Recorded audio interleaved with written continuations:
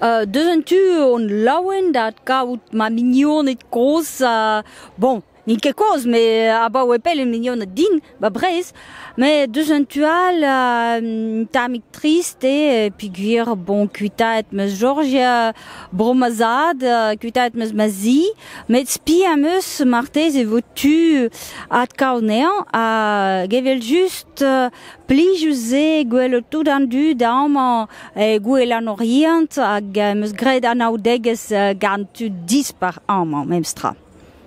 Sais-tu mon arandra ou warok Piguer ma un avocat o labourat war ma affaire même stra hag da gaviseost et vous diviset même stra un rabenak du arben fazi ar melestradur piguer begred ur fazi hag blam d'ar fazi ze on a deux bedegamant piguer no ket tu chom et Georges sais-tu gortes arem ne chom ne met un toulet devezu evit gouzout petra vo gougde.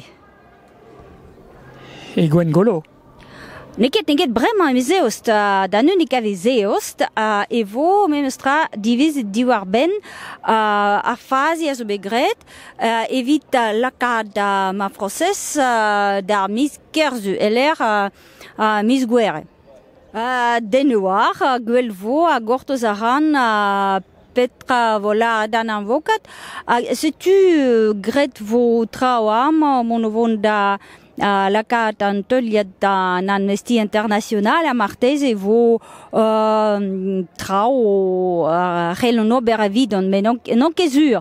Setu gwell vo goudeze e vo tud a la warot pet a vo d'ober.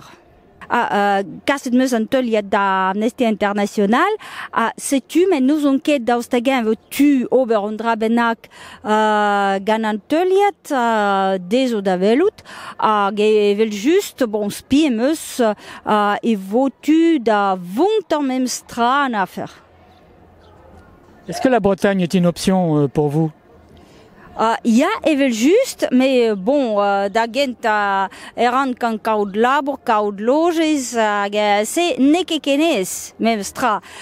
Setu evel just so vo din distreñ, ma vo tu, met den e war pet a vo a c'hoaz. Setu, na meus rak tres ebet evidant da zont. Trop garé.